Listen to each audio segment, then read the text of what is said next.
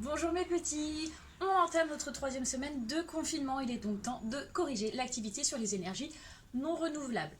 Donc, pendant cette vidéo, je vais vous expliquer comment ces énergies non renouvelables se forment, pourquoi du coup on les appelle des énergies non renouvelables, et finalement leur impact sur la planète avec un petit schéma. Donc premièrement, les énergies non renouvelables, c'est donc des énergies qui, à l'échelle humaine, ne se renouvellent pas. À l'échelle humaine, c'est-à-dire sur le temps d'une vie, on va dire 70-80 années de vie. Ok. Première chose.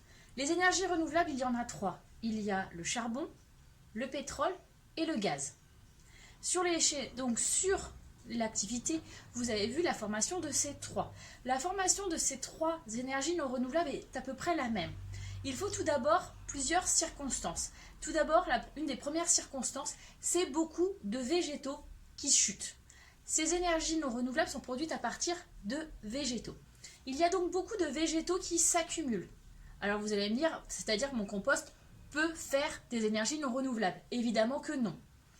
L'autre condition, il faut que ces végétaux qui soient couchés soient recouverts d'eau. Mais vraiment d'eau. À tel point que les sédiments qui sont au fond de l'eau, les sédiments, normalement, vous avez vu ça en 6e. Petit rappel de ce que sont les sédiments. Les sédiments, c'est ce qu'on trouve au fond des fonds marins, quels qu'ils soient. Vous avez, quand vous mettez vos pieds au bord de l'eau et qu'il y a les vagues qui viennent les recouvrer, vous vous retrouvez petit à petit enfoncés par ce qu'on appellerait du sable. En fait, ce ne sont pas du sable, ce sont des sédiments.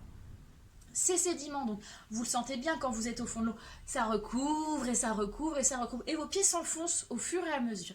Eh bien, pour les végétaux qui sont tombés, ça fait exactement la même chose.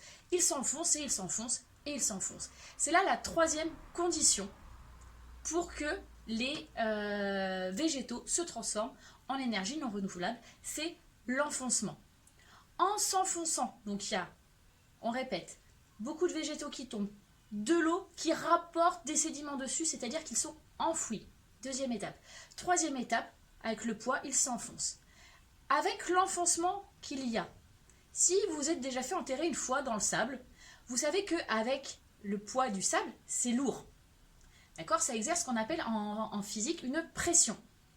Cette pression est super importante. Avec la pression et du coup avec le poids du sable, il y a aussi une augmentation de la température.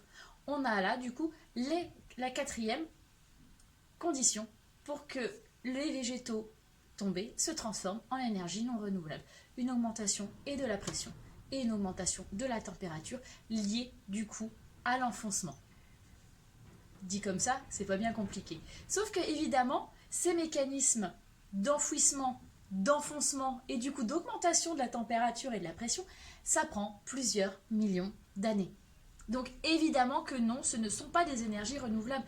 Vous ne pouvez pas, si dès que vous naissez, vos parents mettent des végétaux au niveau de grands plans d'eau pour voir l'enfouissement puis l'enfoncement, quand vous avez 80 ans, vous ne verrez pas du pétrole, ni du charbon, ni du gaz. D'accord?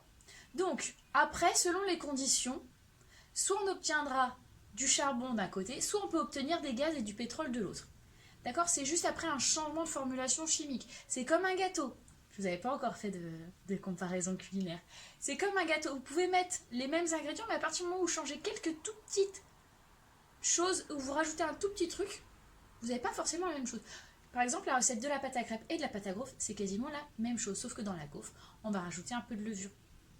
Finalement, la pâte est la même, le résultat n'est pas le même. Là, c'est la même chose, la base est la même, c'est juste qu'on rajoute un petit truc en plus ou en moins, et on aura du coup soit du pétrole, et du gaz, ou du charbon.